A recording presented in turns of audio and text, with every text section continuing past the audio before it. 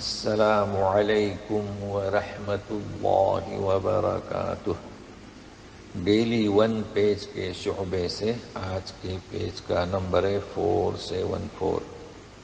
سورۃ غافر مؤمن، آیات ہیں 59 سے لے کر 66 تک۔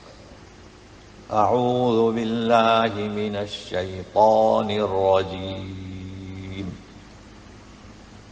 ان الساعة لآتية لا ريب فيها ولكن اکثر الناس لا يؤمنون۔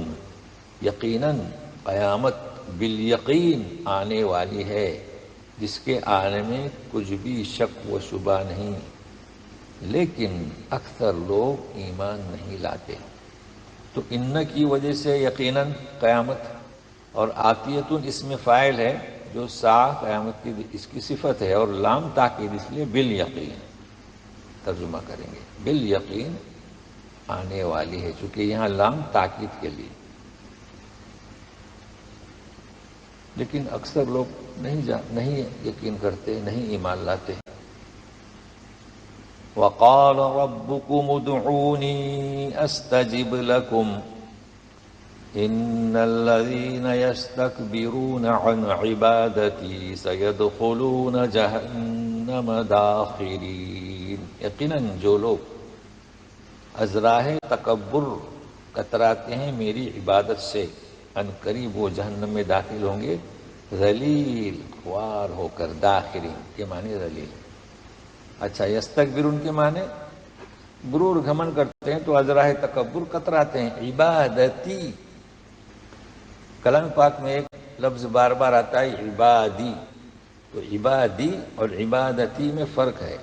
عبادی عباد عبد کی جمع، تو اللہ تعالیٰ اپنی طرف منسوب کرتے ہیں کہ میرے بندے، اور عبادتی عبادت سے، عبادت یعنی اللہ کی بندگی کرنا، عبادت کرنا، تو اس فرق کو ملحوظ رکھیں۔ اب اگلی آیت میں اللہ تبارک تعالیٰ کا جو فضل ہم پر ہے لوگوں پر، اس کا ذکر ہے۔ اللہ الذی جعل لکم اللیل لتسکنوا فیہ والنہار مبصرا ان اللہ لذو فضل علی الناس ولکن اکثر الناس لا یشکرون۔ اللہ ہی تو ہے جس نے بنایا رات کو تاکہ تم اس میں آرام کرو، اور دن کو تاکہ تم اس میں کام کرو۔ یقیناً اللہ تبارک تعالیٰ بڑا ہی فضل کرنے والے ہیں لوگوں پر، لیکن اکثر لوگ شکر نہیں کرتے، قدر نہیں کرتے۔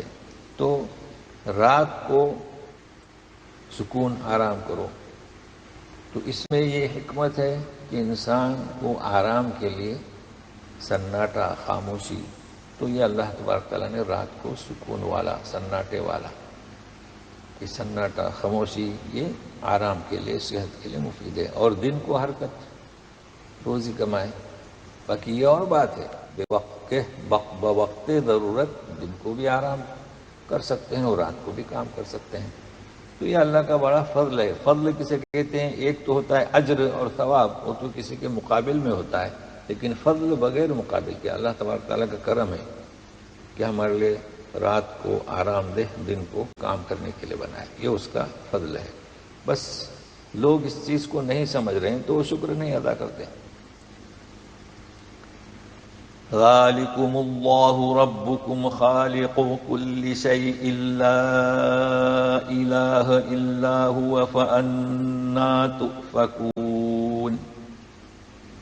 یہی اللہ جو تمہارا رب ہے، تو ذالکم میں ذالک کے معنی کریں گے، یہی اللہ جو تمہارا رب ہے، ہر چیز کا پیدا کرنے والا، اس کے سوا کوئی معبود نہیں۔ پھر تم کہاں پھرے جا رہے ہو؟ کسی نے ترجمہ کیا ہے پھرے جا رہے ہو، کسی کے کہاں تم بھٹکے جا رہے ہو، دونوں ہی معنی اس کے درست ہیں۔ تو ظاہر ہے کہ خالق وہی، رب وہی، پالنہار رب کے معنی ہوتے ہیں، تو پھر وہی معبود ہونا چاہے۔ مگر یہ کہ انسان بھٹک رہا ہے اور دوسروں کو معبود بنائے ہوئے ہے، یہ تنبیہ کی جا رہی ہے۔ كَذَلِكَ يُؤْفَكُ الَّذِينَ كَانُوا بِآيَاتِ اللَّهِ يَجْحَدُونَ، اسی طرح بھٹک رہے تھے، پھر رہے تھے۔ اب چونکہ کانو ہے نا آگے، اس لیے کون جو ہماری آیتوں کا انکار کر رہے تھے، تو یہ تھے کا ترجمہ کانو کی وجہ سے لگا ہے، کانا کانا کانو، تو مطلب ہے کہ تم کہاں پھرے جا رہے ہو؟ پھر کہا جا رہا ہے کہ اسی طرح جو لوگ اللہ تعالیٰ کی آیتوں کا انکار کرتے ہیں وہ ایسی بھٹکتے رہتے ہیں۔ مزید اللہ تبارک تعالیٰ کے انعامات ہیں۔ اللہ الذی جعل لکم الارض قرارا والسماء بناء وصورکم فاحسن صورکم ورزقکم من الطیبات ذالکم اللہ ربکم فتبارک اللہ رب العالمین۔ اللہ ہی ہے جس نے تمہیں زمین کو ٹھہرنے کی جگہ، آسمان کو چھت، اور تمہاری جو تصویر بنائی ہے، نقشہ بہترین صورت، اور تمہیں پاکیزہ روزی عطا کی، یہی اللہ تمہارا رب۔ ذالکم کے معنی کیا ہے؟ ذالک، یہی اللہ، بہت ہی بابرکت ہے اللہ، سارے جہانوں کا رب ہے۔ اب دیکھیے، زمین ٹھہرنے کی جگہ یہ اللہ نے بنایا، آسمان کو چھت، تو نہ زمین حرکت کرتی ہے نہ آسمان گرتا ہے، ہمارے لیے بنایا، اور تصویر جو ہے انسان کی شکل سارے مخلوقات میں سے خوبصورت، اور رزق بھی دیا، آپ دیکھیے بہترین رزق۔ تو کہا جا رہا ہے کہ پھر تم دوسرے کو اپنا معبود کیسے بناتے ہو؟ یہی اللہ ہے جو تمہارا رب ہے، یہ جو کچھ دے رہا ہے تمہیں وہ کون ہے؟ یہی اللہ جسے تم رب کہتے ہو، نہ کہ جسے تم نے معبود بنا رکھا ہے۔ اور پھر یہ کیسا ہے؟ فتبارک اللہ، بہت ہی بابرکت ہے، سارے جہاں کا رب ہے۔ هو الحي لا إله إلا هو فادعوه مخلصين له الدين الحمد لله رب العالمين۔ وہ حی ہے، زندہ ہے، الحی، تو جو حی ہے، زندہ ہے، لوگوں کو زندہ رکھتا ہے، وہی معبود برحق ہے، تو تم عبادت کو اسی کے لیے خاص کر کے ادا کرو۔ فادعوہ مخلصین لہ الدین۔ تو دین کے معنی سے ہم جانتے ہیں، دین کے معنی ایک تو دین اسلام، دین اور روز قیامت کا دن اور عبادت، اور ظاہر ہے کہ اتنی بڑی بات ہے کہ وہ زندہ ہے، اس کے سوا کوئی معبود نہیں، اور زندہ رکھتا ہے، کوئی معبود نہیں اس کے سوا، تو اسی کو، اس کی عبادت کو اس کے لیے خاص کر لو، اور اسی بات پر تمام تعریف اسی کے لیے جو سارے جہانوں کا رب ہے۔ اب ظاہر ہے کہ جب نبی کریم صلی اللہ علیہ وسلم دعوت پیش کرتے تھے تو مخالفت ہوتی تھی، اور مخالفت کا اہم سبب کہ ان کی جو باطلان معبود ہیں، مورتیاں ہیں، ان کی عبادت سے کنارہ کشی اختیار کرنے کی دعوت دی جا رہی تھی، انہیں یہ چیز بری لگ رہی تھی، تو وہ کہتے تھے کہ کچھ ساج باج بھی کر لیں، باپ دادا کے دین کو بھی نہ چھوڑو۔ تو بہرحال اللہ تعالیٰ فرماتے ہیں کہ کہہ دیجئے اے رسول، قل انی نہیت ان اعبد الذین تدعون من دون اللہ لما جاءنی البینات من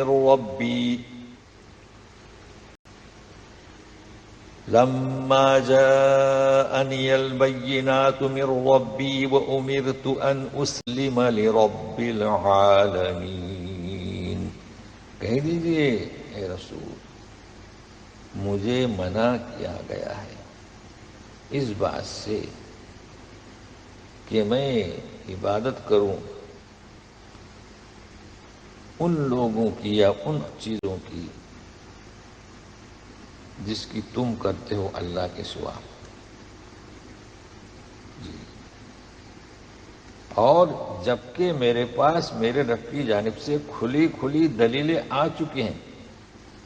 ظاہر ہے کہ دلائل بھی آ گئے، کلام پاک نازل ہو رہا ہے، اور تم کہتے ہو کہ ہمارے معبودوں کی عبادت میں شریک ہو جاؤ. مجھے تو اس سے روکا گیا ہے. تو اب میرے پاس دلائل آئے اس کے بعد میں ایسا کروں؟ نہیں، منع کیا گیا ہے. اور مجھے حکم دیا گیا ہے کہ میں اس رب کا جو سارے جہانوں کا پالنہار ہے اس کی فرما برداری کروں، اس کی اطاعت کے سامنے سر تسلیم خم کر دوں. تو آج اتنا ہی. فروق اللغہ میں عباد اور عبادت اسے ملحوظ رکھیے. تو پھر ملتے ہیں کل. والسلام علیکم ورحمۃ اللہ وبرکاتہ.